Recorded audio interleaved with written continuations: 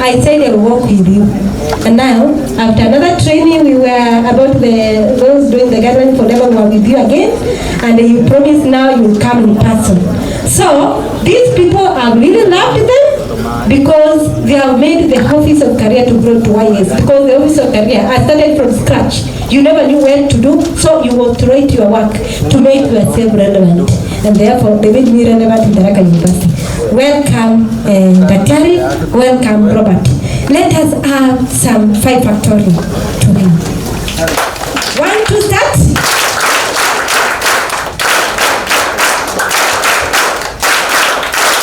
Welcome to Tharaka University. Thank you so much, Director Maureen. All protocols observed. Good morning. Good morning. Good morning, all of you. Good morning. So as you've been told, my name is Robert Kahiga. I work in KU. I'm a career advisor. This is not my first time to come in Chuka. I remember the first time the way Maureen is saying, they came to benchmarking in KU and they found me. And since then, I've come I think 3 or 4 times. And actually, why I'm so proud is that I can see the development of the career office, right? KU, I've been there for the last 10 years. We've really established a very strong, robust career office. But I'm telling you, Tharaka University is giving us a challenge. The way it is doing. So I'm very proud. So it's like, I'm here to see my baby, to see how it's doing. Isn't it? Yeah, and for you 40 years, let me start by congratulating you. Right? It has been a race. And I'm telling you started, many of you, but very few, some of you never even completed, isn't it? Yes. So I'm very happy to be part of this. And now, I'm here to just maybe to give you some tips and assistance in your next stage. The DVC here has talked about the stages, intimacy and isolation. But let me tell you, for me, all you 40 years, if there's anything that you have right now, majority of us are exhibiting, I don't know whether you know this condition called bipolar. Bipolar is whereby at one time you are very excited, at another time very sad, isn't it? Now I'll tell you what happens. For you who are about to leave, you say, thank you, Jesus. Finally, I have finished. But the next thing is, where to? The moment you say where to, you see where you're going. You're going back to the village. You're filled with a lot of sadness. Isn't it? Yeah. So most of you, if you look at yourself critically, you've been exhibiting this kind of things. At one time you're very happy, and the other time you are like, what? I'm going to the village where there's no electricity. I'll be fetching water. You know? But if somebody gave you a job right now and told you, don't worry, after you finish your exams, there's a job waiting for you, you'll be very happy, isn't it? Yes. So this is the kind of thing I want to address, right? And now, because now you're about to embark on your new chapter, that is now life after university, isn't it? There are 2 things that are going to happen. You're going to look for a job. But in this job, I want us to look at it from 2 aspects. Number 1 is what you call employability, isn't it? All of you would like to be employed. Oh, yes. Then some of you even say, oh, there's some jobs, there's some careers which don't have jobs. Fine. But have you looked at the second component, which is normally called the self-employment, isn't it? Self-employment. So I'm here to discuss the 2. But first of all, I want to start with the first one. That is what? Employment, isn't it? Employment. So I'll take you through. But now, in terms of employment, right? If you want to be employed, by the way, there are 3 things that you should have, which I'm going to explain. Number 1, you need to know how to write what you call an application letter or a cover letter, isn't it? That is the first impression an employer gets of you. And I'm very sure most of you don't even know how to write a cover letter. Number 2, the next second document, which is very key, is your CV. That is your image. That is what now the employer will see in you. Is your CV attractive enough? Does it have all the content that an employer wants? Fine. Now the 3rd one, which was as a result of the 2, and which is the most important, is the interview. By the way, the purpose of a CV is to get you an interview, nothing else. The moment an employer sees that you have done looks at your CV and then calls you for an interview, isn't it? So you will either fail to get a job because you don't know how to write a cover letter, you don't know how to write a CV, and also the interview skills. Are we together? So that is what I'm going to address in a short while. Then the other one, we are going to look at what we call the personal business branding. Personal business branding. And this is the way it works. A good number of you would not like to be employed. And some of you already have what you call informal businesses. Maybe you do hairdressing for people, you sell mituba for people, you cook for people. But have you ever thought that one as a business? Can you make it in such a way that it is formally recognized? You can make money out of it instead of doing it like a side hustle. Are we together? So relatively, that is what I'm going to do. But because of time, I'll try to just slide them up. And then later on, I can share the information with the directors. And then probably you can. I hope we are in agreement, isn't it? Yeah. So, as a good teacher, it's also good to look at what are the sessions learning outcome so that we can all be in the same page. So, by the end of this session, the participants should be able to, 1, understand various job search skills. Number 2, write a good cover letter. Number 3, design a good curriculum vitae. Number 4, understanding the interview process. And number 5, define personal business branding. So, I hope you are together, isn't it? Now, let's first of all look at what are some of the sources of job search. I understand that somewhere 2 months' time, you will be out of this place. You are going to look for jobs. 2 weeks. Or 2 weeks? Yes. 2 weeks, wow. Now, you can imagine 2 weeks. Then you need to know where to look for jobs, isn't it? You need to know where to look for jobs. But most of you will go sit home, be buying a paper every day, look at where the jobs are. Don't find a job. You wait for another day. No. So, we normally have 2 sources of job search. One are the ones which are called published sources of job search. Number 1 is the newspaper ads. These ones are common. You find them in the newspapers. But I can tell you, most of them they do. The ones we put in the newspapers, most of them have already maybe shortlisted. It's only that they are fulfilling the labor laws. That for a position you must advertise. Yeah, but you might be lucky, you never know. Then, of course, we have ad posts. If you go to towns, you find a wall with posters. Oh yeah, they are looking for jobs. So even if you are staying in Nairobi, you can go, like there's a place called Audio. See a whole wall. Then you go looking whether there's any job for you. Then, of course, the other one is placing work wanted ads. Yeah, because you want to be a teacher, you go and place it there. If you want a teacher, contact this number. Or, so you put your own so that people can know you exist. But now, let me tell you one thing. In the job market, number 2 is the most important. This unpublished sources of job search. I can tell you. Number 1, networking. Believe you me, 85% of the jobs are never advertised. 85. It is because of networking. And this is something that I would really like you people to consider. Networking. There's this saying that says, your net worth. Your network is your net worth. See, the people you know. Isn't it? And then I say, some of you might say, how do I start networking here? But let me give you something that you all can start with. All of you are 4 years, isn't it? Yes. Remember when you're in first year, right? In that course, there used to be a 4th year. True? There used to be a 4th year. Now you are in 4th year. Where is this 4th year now? Who were afraid when you're in first year? They are outside there, isn't it? Probably some of them have already worked for 3 years. True? And I can tell you, within 3 years, they have climbed from a graduate trainee. Now they are in middle level management in that organization. Assuming this was your friend, isn't it? And now you're still keeping in touch. This is the kind of person who is going to tell you whenever an opportunity arises. True? But most of us, the mistake we did, the moment they left, right, we forgot about them. And now this is the time you're going to call them. Hello? John, you remember me when I was first year in 14? Now I finished, I'm looking for a job. You know what you will think? Oh, so after 4 years, this is the time now she's calling me. Okay, she'll tell you, okay, when I hear something, I'll call you. That is the end of conversation. True? Isn't it? But now I want you to imagine, and now that you are finishing for the year, within 2 weeks, this is the best chance. You know why?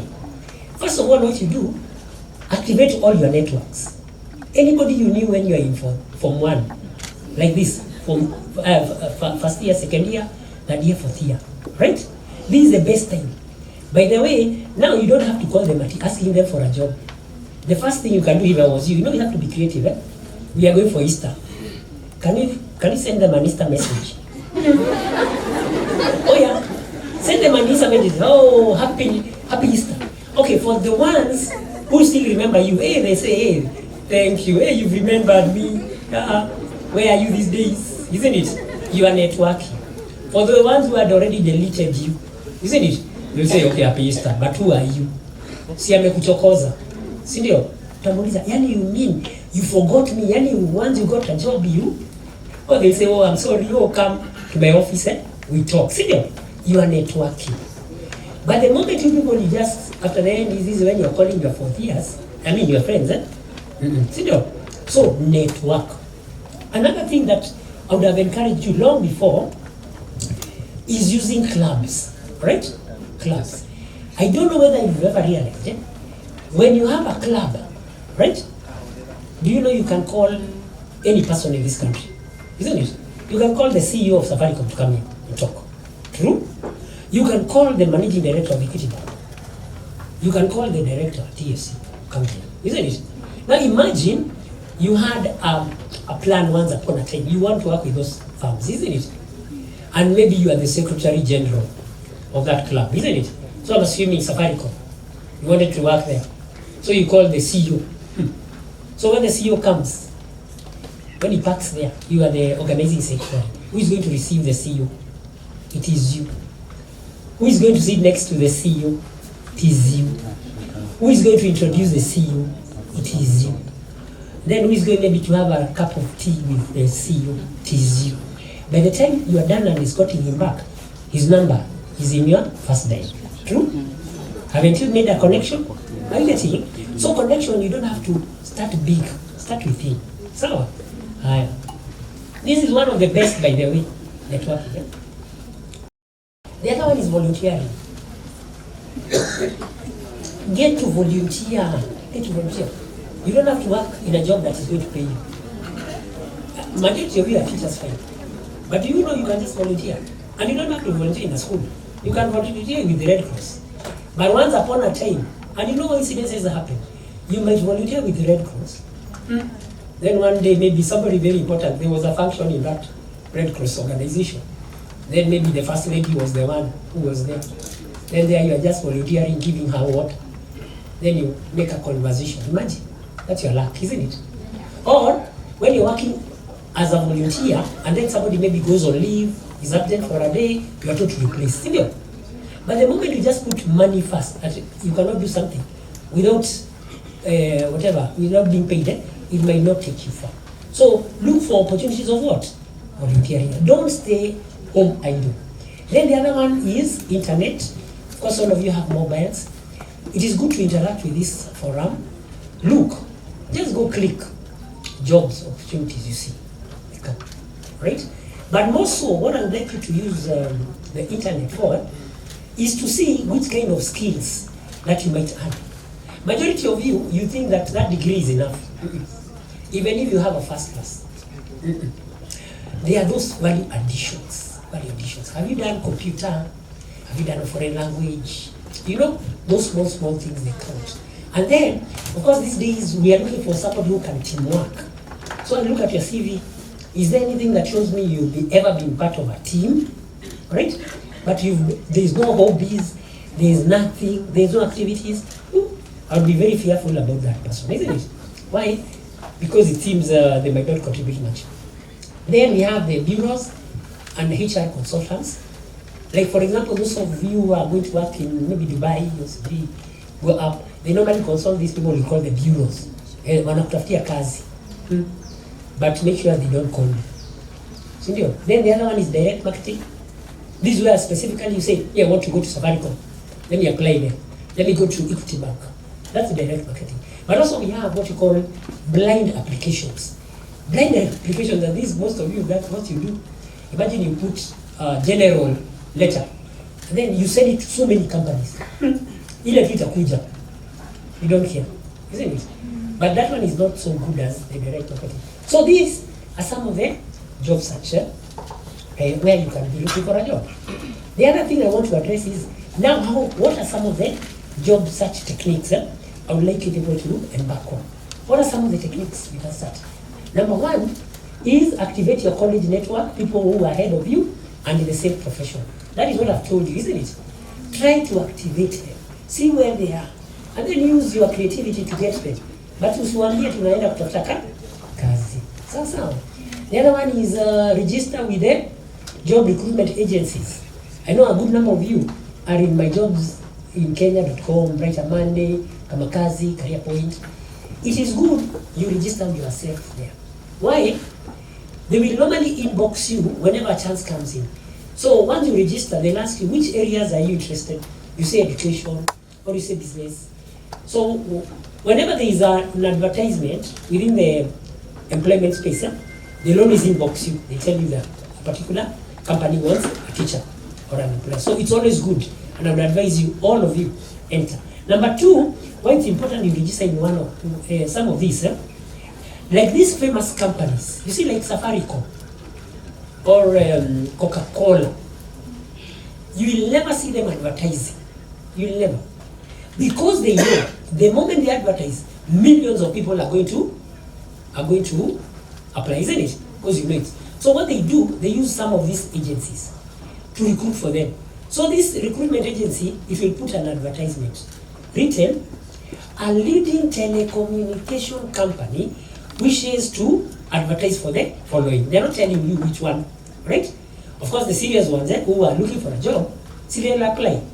Once they apply, these companies now, they shortlist the number. And then now these shortlisted are the ones who are taken to Safaricom.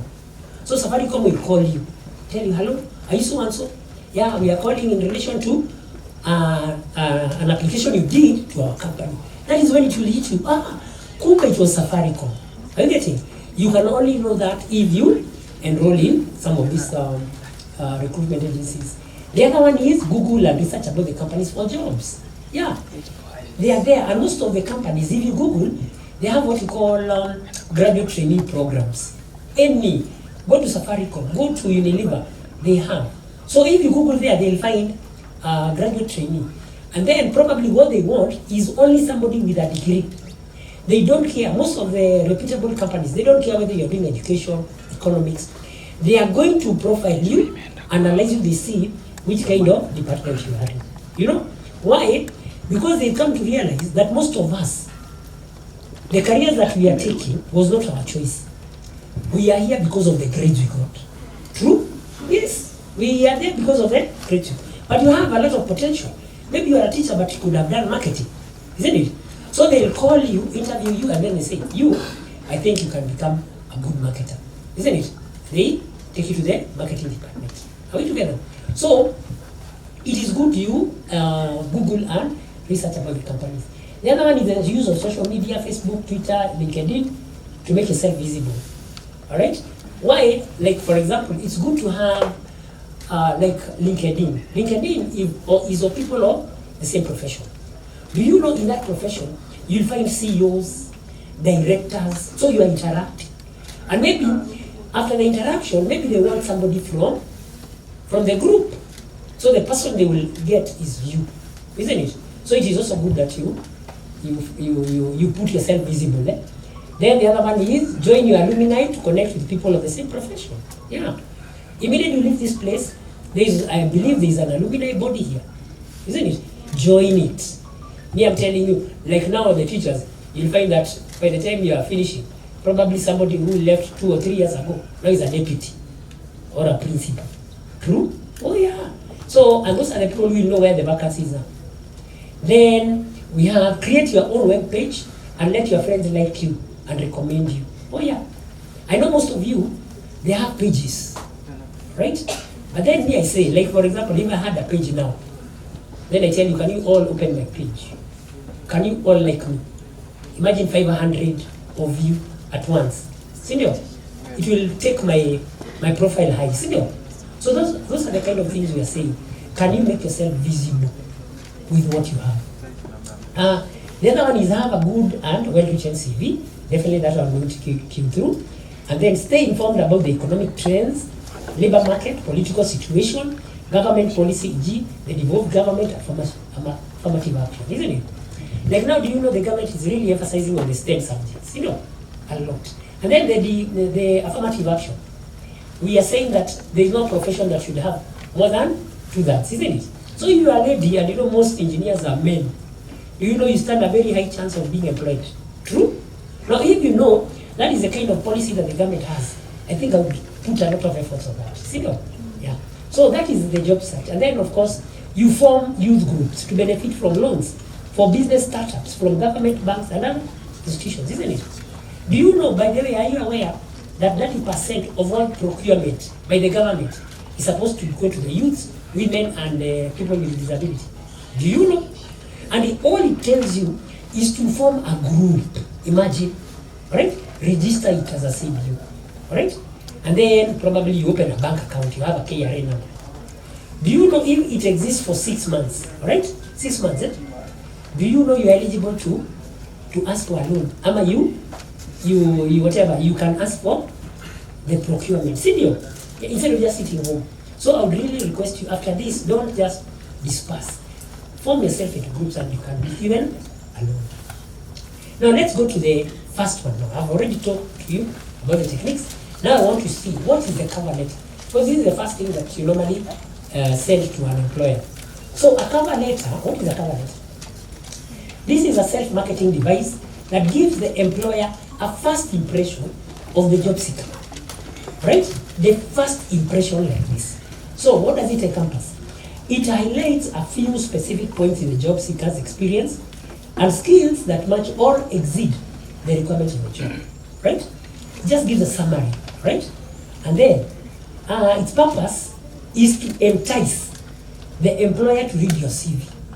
That is basically the importance of a cover letter, so that you can be able to. So each cover letter should be individually tailored to the particular situation and should be addressed to a particular officer. The mistakes that you people do, you'll generate one letter, one generic. So whenever you hear there's an advertisement for teaching, unaenda una photocopy. Maybe another one to the bank, you photocopy the same. No, it should be tailor-made. So if it is you're going to ask for a teaching job, can you tailor-make it for that teaching job? Eh? Then, of course, it should be brief and to the point, and it should not go beyond 1 page. So, yeah, the work is just to entice.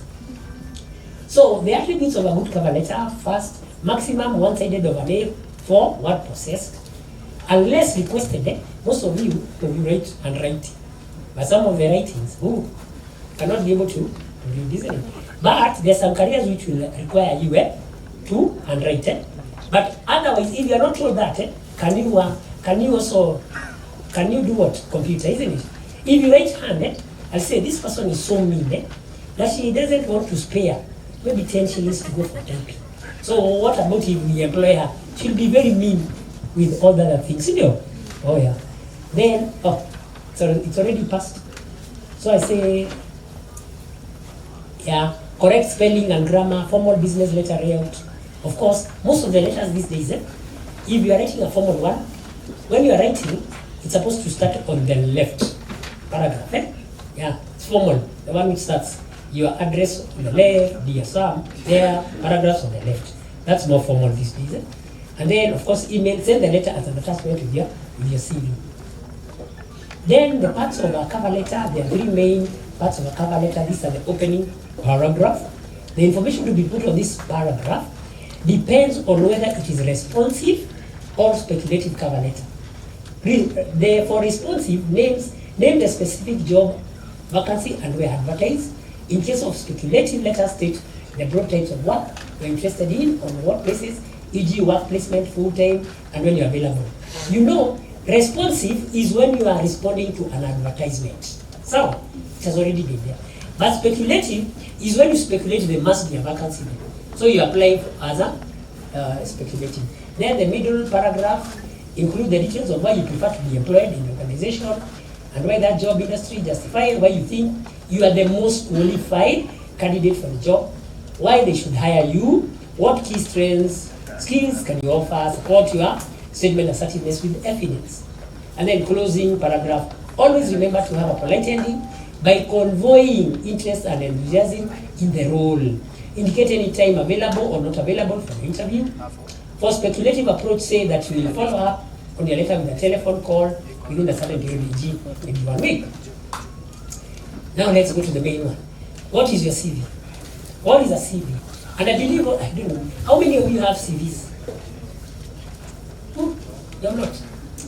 Now this is something else that you really need to embark on. And I always say, CV, you should have started generating it when you are in first year. First year. Do you know why? Most of the details in CV have not changed. Okay, your name has not changed. Telephone number has not changed. Your gender has not changed. Your nationality has not changed. The primary you went to school has not changed. Senior. That is where you are supposed to generate. And then slowly by slowly you add up. A CV is not supposed to be done in 1 day or 1 week. It is something that grows with time. Senior.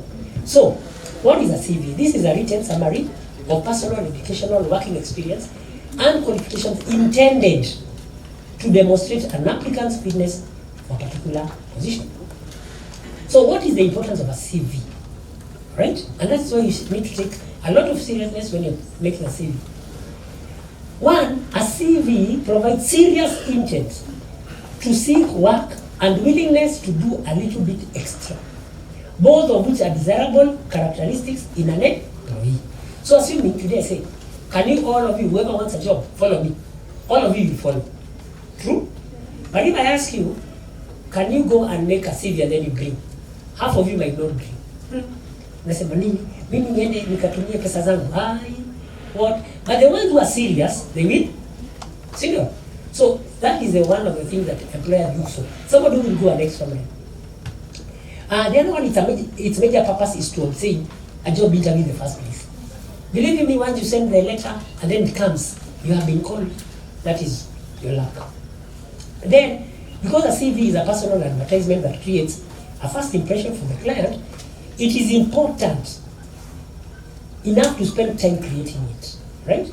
Then, when writing a CV, it's important to attend not only to the content, that is your qualifications and experience, but also the design and format. Remember, these people who are looking at your CV, they're also human beings, you know? So if you need something attractive, they look at it. But if you just write anyhowly, then they might not look at it. The other one is a CV which is not pleasant to look at and easy to read, is likely to receive scanty attention from employers and therefore fail in its purpose. So, and then note, there is no standard way of preparing a CV. Different people prefer to format it differently, but the content normally remains the content of a CV. So let's look at the content of a CV. Yeah? So, number one, it's personal details. Personal details. Now, what are these personal details? That is your name, your address, gender, nationality, right? But then let me tell you, what normally happens in a CV. People, I don't know, they add so many things that are not necessary for that moment. Eh? You have seen people writing even the religion, and that time you are applying for a job in Safaricom. Do you know in the Labor Act, none of you is supposed to be discriminated because of your religious side? You know? The only time you can write your religion in a CV is when the church you belong to has advertised for an accountant. Do you know? The churches will always want to employ one of their own. You know? There you even write the religion, the Jumia, and a small group. You know? Isn't it? That's number one. Another thing that people add up, which doesn't make so much meaning, marital status. Married, whether you're single, divorced, separated. I mean, and you wish that a company like Safaricom, I mean, they don't care. And you're not supposed to be discriminated because of your what? Religious. Yeah, whether you're divorced, what does it have, isn't it? But although there are some situations where you have to declare, isn't it? Or not declare, isn't it? You say, for example, you want marriage counselor. Marriage counselor. You want somebody who's married. True? I mean, you can't write single there and you expect to get a job. Of course, you will not get a job, isn't it? So it's very important. So when you say marital status, under what conditions are you applying? Are you together? Then another thing that people will just waste a lot of time with it, language. Language, English, Kiswahili. Of course, me as an employer, I know, so long as you went under the Kenyan system, you know English or Kiswahili? Kiswahili. Unless, for example, there's a NGO which is operating in your region, and they want somebody who knows that dialect, isn't it? You are going to put all the three, isn't it? Or it's an international one, they want somebody who has done French or German, then put. But don't write language and then you say English, Kiswahili. No, so. So don't waste a lot of details there. Then the other one, of course, is the career objective. Career objective. This is just one statement that states what you want to achieve when you enter that job. What is your career objective? If, say, for example, you want to apply for a teaching job, your career objective is maybe it's a business course, you're teaching business. So my career objective in that school is to use the skills and knowledge I have on business studies to improve on the performance of business subjects in your school. That is your career objective. If you are working in a bank, you want to work in a bank, I want to use my skills, right? To do what? To enable the bank achieve its financial what? Objective, isn't it? But don't say, some of you, right, my career objective is to utilize the skills to help all mankind, work for international NGOs. When I look at it like an employer, I say, okay, so this one just thinks of things beyond. They want to hear that you have an objective within their organization, right? Then the other one is educational background. Educational background. This is one how you state, and you normally state with the highest. This is your degree, then you go to secondary, then maybe primary school. Yeah. Then we have professional background. If you have done any computer courses, anything, computer, Red Cross, first aid, things that can develop you professionally. You put them down. Work experience, right? Do you know, even some of you, the ones who've been working when you have breaks, 3 months break, do you know that's a work experience? And even if you have not been paid, quote it. And I always tell students, if you have been working from first year to now, all those 3 months, every year, 3 months for 4 years, that's 12 months, isn't it? And maybe these people wanted somebody with 3 years of experience, but you have 1 year. See, the nature of an interview, what normally happens, they give points, right? The one who has worked 3 years and over is given 5. So maybe the one 2 years, 2. The one who has 1, you are given 1 point. But on the other side, when they look at the confidence, you have more. All right? Overall, you win. Are you together?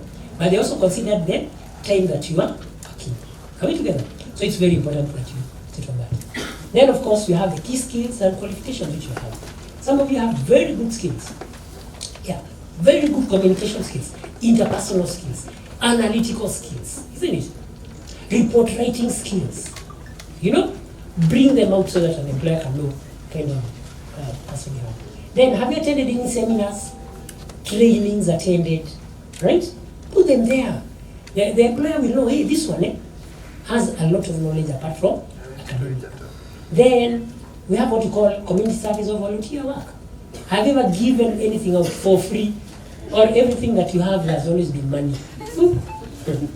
Now, people are looking for people who can go extra. Then we have the leadership experience. Some of you belong to the students' body here. You are the president. Senior, what does that mean? If I was an employer, I know if this president has students over, how many are you? The student body. How many? The students. Population. 6,000. So you can imagine, I would say, if this president is in command of 6,000, senior, what if I bring them in my my job, organization, will be able to command all of them, isn't it? Leadership. But it doesn't matter whether you are in the student body or even in a club. So, whatever small thing that you have, that will be captured. Because one of the things that people are looking for are people who have team building skills, isn't it? People who can work as a team, right? Then we have membership. Do you belong to any membership? Right? I don't know whether you belong to an association, right? So you need to also put them up. Then of course awards, have you been awarded any kind of thing?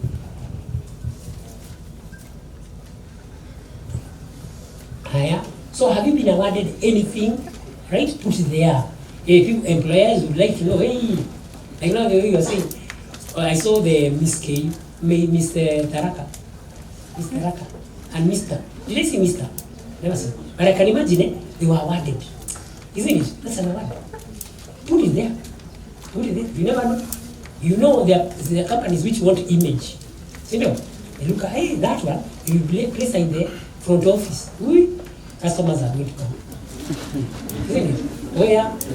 Then the other one is, the other ones are interests and hobbies. What are your hobbies? What are you passionate about? So, you know, do you like traveling? Some of you, they like what? Reading. But some of you, the way you write. I've seen people saying, your hobby, evangelizing. I mean, evangelizing, is it a hobby? I think that's a call. That's a call. I mean, it's like some of you just think that one day you are bored and then you say, let me take a Bible. Then you go evangelize. No. Or the way some of you say, one of my hobbies is reading scientific journals. So that's not your hobby, isn't it? You know you are reading those scientific journals to enhance your knowledge. A hobby is when you are free, when you are told now do what you want, isn't it? Now when you say, like, for example, those people who are good in sports, that means this person is a good team player, isn't it? But if, for example, and this is the way we look at it, there are some hobbies, I'll know the kind of person you are. Say maybe you like watching TV. That's a one-person event, isn't it? Higher. You like swimming. That's a one-person event, isn't it? You like reading novels. That's a one-person event, isn't it? And maybe in my company, I'm looking for a marketing person. True? A marketing person. By looking at your CV, I can tell this one is not. This is a person-oriented. Right? This is only the work I can give this person is in an office. Because there is nothing indicated in the CV that can tell me that this person can do marketing, isn't it? But if you see that person is all over, so what is in football or whatever, I know this one can communicate. Are we together? So it's very important that also you pay a lot of attention when you are writing your interests and hobbies. And of course the referees, very key. When you write your referees, you know, sometimes I find some of you even write referees than the one common one, the principal of your high school. Imagine, you have written as your referee. And you know, let me tell you one thing about referees. The referees are normally called after the interview is over, right? And now the company is sure it is you. So they are going to call the referee to confirm. So you can imagine you left 5 years ago in that high school. And then they are calling the principal. Hello? Do you remember John Kamau? John Kamau. Which year? So June 20. Okay. Can I go and see the class teacher? I ask. Imagine. Referees should be people who know you well. Sawa? And most likely, you should have interacted with in the last 6 months. Right? They are normally taken from 3 areas. Number one, we have the academic referees, right? Your lecturers, seniors. Anybody from your faculty who knows you can vouch that this one was punctual, this one was very, very nice in class, isn't it? So you can have an academic referee.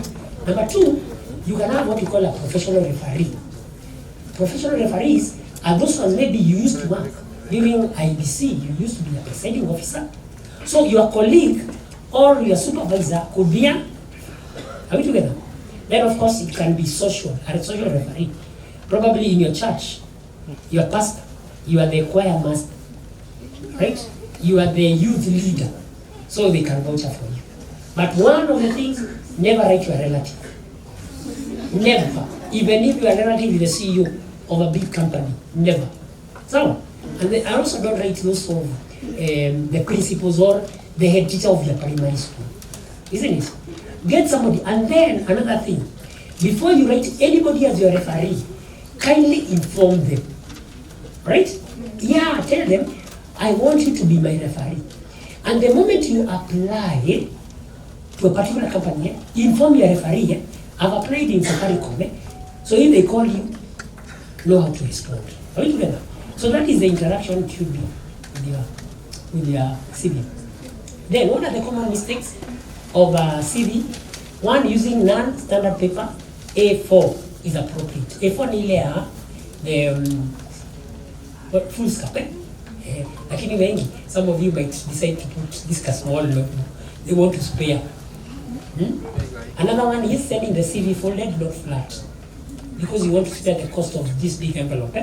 You buy the small one and then you fold. No, should be straight, don't fold. The other one is printing double-sided, right? Because you want to spare. So you say this side, this side, to spare the cost. No, you show how mean you are. So you can imagine if I employ you, you'll be so mean, isn't it?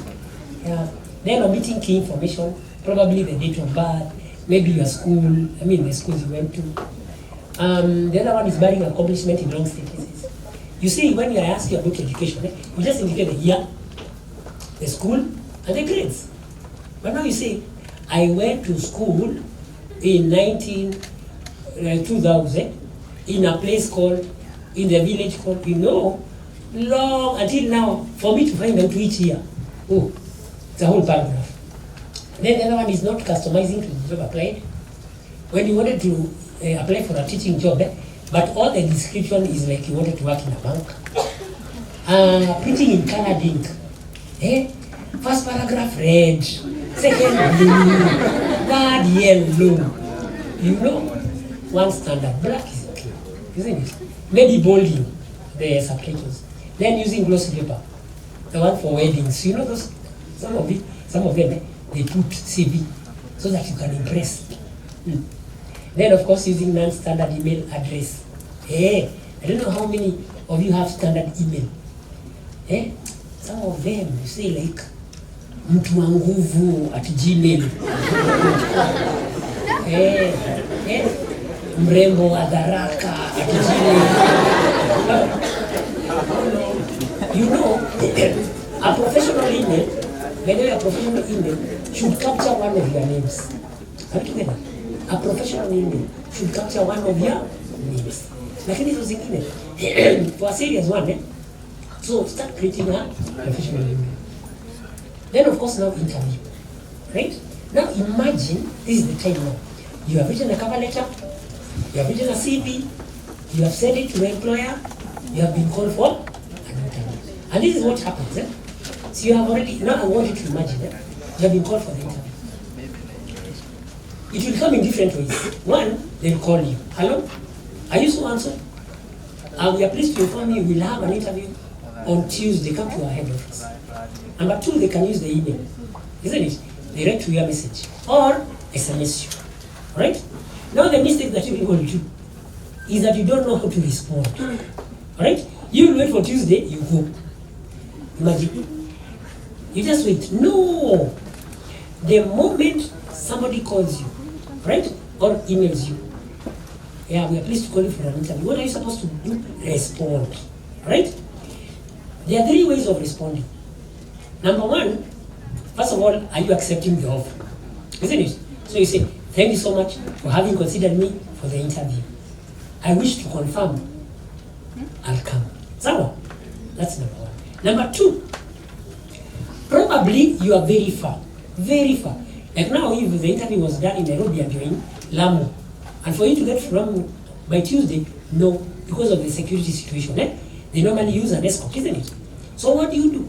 You respond again, and then you tell them, thank you for inviting me for the interview.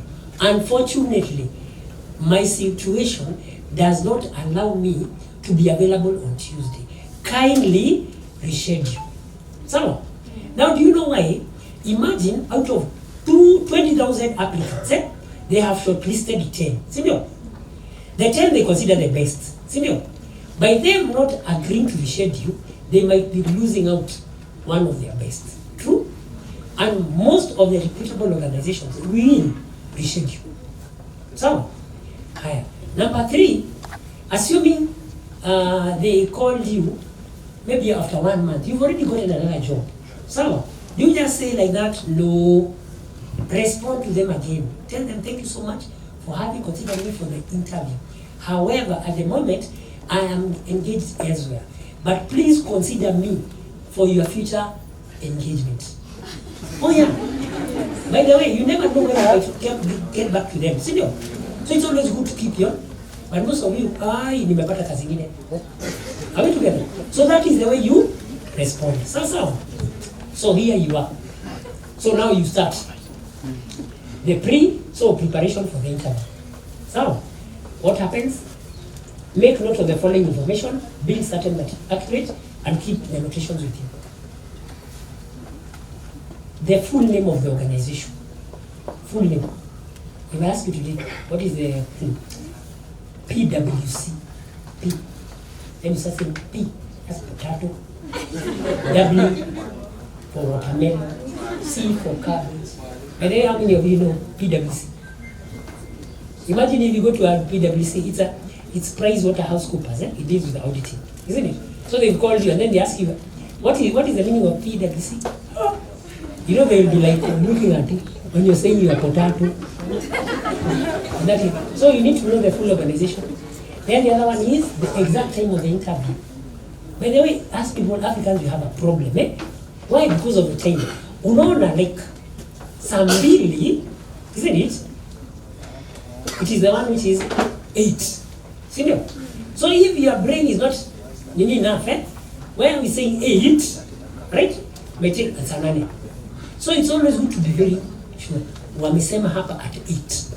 Now 8 is in sanane. So you need to know. And of course, the route you will take to get to the interview. Oh yeah. Don't just assume that he kopande. Always go there. Even a day or 2 before. So, you know, like, oh, so this is the gate. Wait together. Then the other one is a general estimation of the time it takes to get there. Because it's always good to get around 15 minutes before time. Senior, you see the palace umechoka, una sweat, pana, take your time. And this is the way I normally see it. Let me tell you students. You might not be expensive, but you can act expensive. You can. Are we together? During the time of interview, you've been called, right? What you normally do, and maybe this one you can try. Maybe you've been called for an interview in industrial area or along Mombasa, right? So what you do, because you want to look expensive, of course right now you can't afford a car. So you drive there. But you can do this, you go, you know the company is there. One stage behind, you alight. Then you call an Uber. An Uber is going to cost only 200 shillings, isn't it? And then you sit back left. Yeah? Do you know, as it is getting to the gate like this, the watchman is going to salute you? Yeah. But do you know when you come walking like this, and then most of you, the mistake that you also do, imagine, and this is a mistake that I should not allow you to do, never carry a brown envelope. That one is a sure bet. This one is a job seeker. You will start being harassed by the watchman at the gate. Oh yeah. Unataka nani? Unatafuta kazi huko hakuna kazi. You know, you have been harassed looking for a job. Here is somebody who's there. Then he tells you, I will allow you. Lakini pia ujue, ukitoka hivi, tunatapia sisi unasikia njaa. Are you getting? You are harassed. But I want to give you a scenario where you have taken an Uber. Isn't it? Yes. And even if you are not taking an Uber, one of the things you do, even as you interact with this watchman, the mistake you also do, when you reach there, what do you say? Sasa watching? Niaje? No. First of all, never talk to him in Kiswahili. Never. No, don't. Anakuja kuuliza, yes, unataka nini? I'm here to see the resource manager. Unataka kufanya nini? Unataka kumwambia it is official. The moment he sees this, anakuuliza, okay, utakwambia enda hivi, so when I go there, I go, very professional. But the moment you start, sasa, nimekuja kutafuta job huku.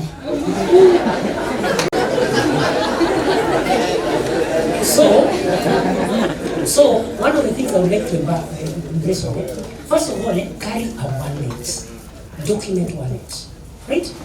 Document wallet. Then the way I was telling you, when you ride a Uber, see there's ile kio itateremshwa. Usitoke. So you are telling the person, I'm here to see the human resource. He doesn't know who you are. He doesn't know. He'll just tell you, go and park there, and then the office is there. True? Yeah, that's marketing. So, higher. The other one, plan what to wear. Plan what to wear, depending on the job. But I'm going to give you some tips on how to wear. Then do whatever else is necessary for you to look your best. See. So, interviews to carry to the interview, a pen and a note paper, then 2 or more copies of your resume or CV, originals of the certificate, and plan to arrive 15 minutes early. So. Then tips regarding attires. Men. For men, if possible, wear a suit to the interview. If possible. Right? If possible, wear a suit. But what kind of a suit? There's some suits you're not supposed to put on. Don't look like the features, screaming colors, red, white, yellow. No, for men, a good shade of black, blue, gray, isn't it? Oh yeah, so. Then of course, belt and shoes should be of the same color. No, you can match brown, isn't it? Oh yeah, and then avoid ties with elaborate buttons or too many colors. Have you ever seen like the canoe colors? Red, blue, like this. No, one color, 2 colors is enough. A wedding ring or a watch is generally the only jewelry that should be worn by men, isn't it? Not put on the bling or a lot of jewelry, rings apana. A ring is enough if you're married. Then head to toe, hair should be well groomed and shoes should be polished. Senior, hata uko travel, sitafute kitu kupanguza. Then for women, a suit or dress is preferable, right? But if you're in doubt, like most of the women, if you're in doubt whether this dress you're wearing is official, wear a suit, right? If sometimes you have a dress, but you see, will it look official? If you're in that doubt, a suit always wins. Then skirt should be better at the top of the knee or longer, not shorter. Mini skirts, always you are pulling it down in an interview. Then the amount of jewelry should be minimized, isn't it? Don't put so many earrings, and then when you talk, you're just or a lot of rings. And then makeup should be light, right? Yeah. Don't put like the way people put it. When you close your eyes, you see white. Oh yeah. Oh, the lips are red. Like you have dipped yourself in there. And then avoid perfumes and scented ninis. Why? Some of the panel, maybe they are allergic to the smell. You enter like this one, sure. People who are supposed to interview you. Isn't it? So maybe something like the interview now. Senior, you have been called for the interview. Now, this thing will make sometimes jumping in that area anyway. But the first thing is walk briskly to the office, right? If I allow it, it will give all of them. Take your cue from the interview, handshake, you'll be found. You see? Okay. So what it means, let me tell you one thing. Let me just talk about the interview. Interviews, there are several. So, number one, you can have one-on-one. So, you go, it's the manager. So, the moment you enter, maybe the secretary tells you, walk to the manager. Senior. So, what do? You arrive, you knock. Isn't it? You wait until he says yes. Senior. Then you open. Do you just enter? You say, may I come in? Then whatever he's doing, you say, okay, come. Then you get in, isn't it? Now when you get to him, when you're saying good morning, right? You're not the one to stretch your hand first. Wait for the cue. If he offers your hand, right? That is when, but some of you go straight and hello. No. You wait, right? You wait. And then, remember you are carrying documents. Documents should always be on this hand, like this. So that now when he says he's greeting you, imagine you are carrying all of them. You should always be handing them one. So you go on, isn't it? And then of course you wait, again for him to say you sit down. But when you say, hello, then you sit. No. Then he tells you, sit down, isn't it? Then you start the conversation. That's right. Number 2, there is the panel interview. Panel interview is the one in the table. So there are people sitting here, people sitting here. There's always somebody seated on that end. And your seat is here. Right? Can I tell you something about the panel interview? Do you see that person who is sitting there? He's the boss. Hata kama amevaa t-shirt, he's the boss.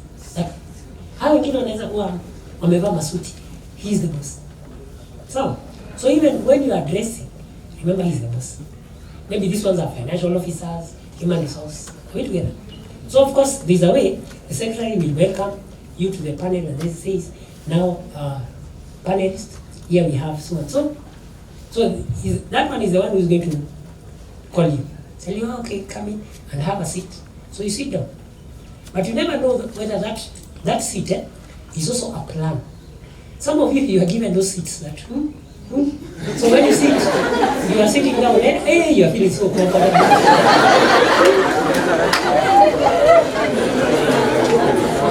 Of course, that one is going to be good remarks. So when you are given such a seat, you are supposed to be sawa. Yeah, si mtu huyu akikuuliza unatani hivi. Are we together? So that is the one who is going to. So all these, okay, that's number 2. Number 3, these days we have Skype, whereby there is a panel somewhere, then you there. Believe you me, even if you are at home, dress like you are going for an interview. Imagine kuna wale watu home, because they know they'll just be sitting here. So a coat and a tie. But pajama. They are you something happens and then they see you. You know, be prepared, isn't it? And then when you have that kind of Skype, first of all, you must be in a quiet place with enough bundles to last. And then quiet place. See no? Then number 4, we have the telephone interview. They can call you and ask you questions. But they don't ask you, are you in a position to talk? So if you're in a matatu, you tell them, no, but within 30 minutes, I'll be in a position. So you walk in. So you'll be asked questions. And the first question is what? Tell us about yourself. True? This is where the story begins. I was born. We are how many in the family? Isn't it? Oh, they just look at you. You see them looking at you. You think, hey, they are concentrating on my story. It is like, where did this person belong? Anyway, so that is what, because this thing of mine. All right. So, okay, ending the interview. Be alert to signals that the interview is almost at the end. Okay, do's and don'ts during the interview process.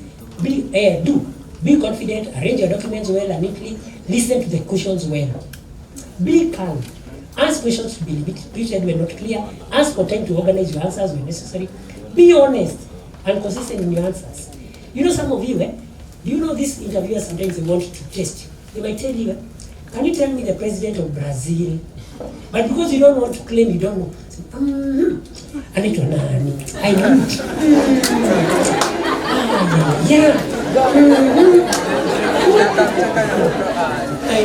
I mean, they know now they are looking. This one is he honest. By the way, let me ask you, honestly, if I come and tell you, can you lie? Can you lie? Can you lie? Do you know most of you initially say no, right? But the answer is yes, I can, but it depends. So the interview will ask you, depends on what. It will tell you, you be creative, isn't it? If thieves have come to my house, right, and they know my dad has money, senior, Now daddy aenda ajifiche ceiling. And then they come. And then they come and ask me, where's your dad? Are you going to be honest? Are you going to tell them he's hiding there? So you're going to lie. True? Isn't it? So I wanted to see whether you are honest. True? And those are some of the things we look for in an interview. We know you don't know all the answers. So, hey. And then be neat and steady. And then never take anyone with you in an interview. But you are carrying your mother. Wait for you outside. See, don't try to be funny, and don't chew gum or smoke even if the interviewer invites you to. Don't pile your belongings on the interviewer's desk or move the chair around when you're sitting down. Don't say I will do anything or ask somebody to employ you because you need a job. Hey, you want us to employ you as a what? Me, you can do anything. Hata kupika chai. Never. Why don't you be specific? Yes, what do you want to say? Me, according to me, I would fit very well in your marketing department. I would work very well in your IT department. Senior, be specific, right? Don't volunteer negative information about yourself. Do you tell an employee, me utaka Allah. I have a problem. I have a problem in drinking. I drink too much. Are you going to volunteer? Oh no, isn't it? Avoid showing strong feelings. Hey, it is your only job, you say. Usiponiajiri, mimi sijui ndio wapi. You know those strong feelings are don't put it. And then of course don't argue with the interviewer. See you? And you hoping you're going to be. Let them do it. Then standard interview questions. Tell me about yourself. This one, let me give you the answers.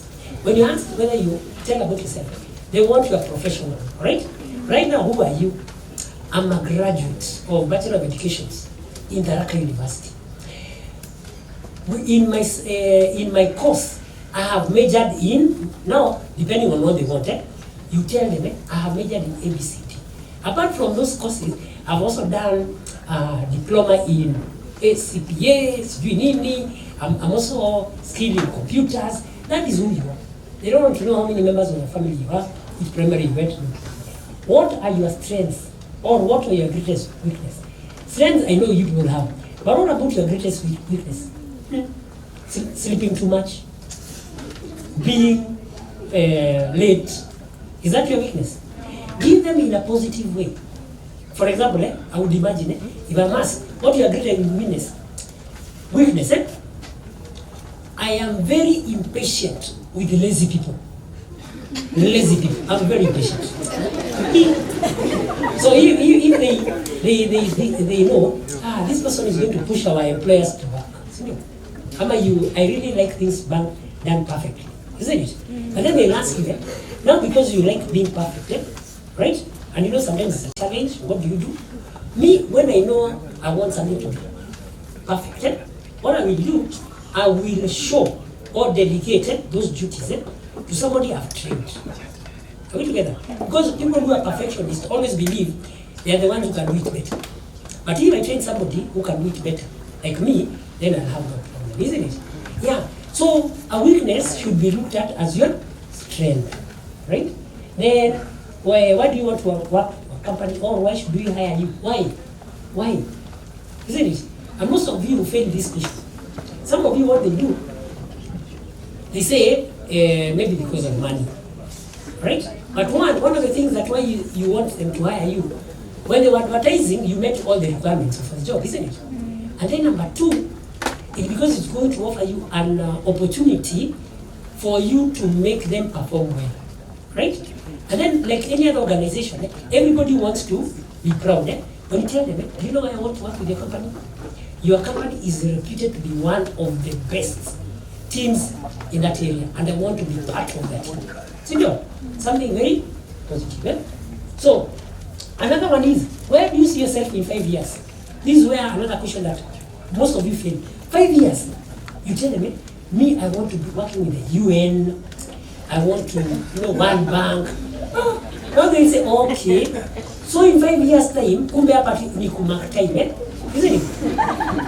The best way to approach that question, in 5 years time, and probably I wanted to be an accountant in that firm. He's the CEO, or he's the chief finance officer. I'll say in 5 years time, I would like to be sitting in that very seat. the CFO is. Or in 5 years, I want to lead one of your branches in this country. Are you getting? Of course, within 2 years, you might find another place that will disappear, isn't it? But at that moment of the interview, give them the impression that you belong where. Usiwaambie ati sijui nini ningatakuwa wapi. Oh, you'll never know. It is important to remember to ask questions that demonstrate your knowledge of them. Then after the interview, as soon as possible, after finishing the interview, analyze what happened, write a brief note expressing appreciation for the time he or she gave you and explaining in a few words as possible your continued interest in the position. Certainly, if you arrange to do so, and even if you don't telephone the interviewer, a few days later and inquire about the status of your what? So I think with those many words, I beg to stop there. Probably I'll share more with the director. Otherwise, thank you so much. Sit down.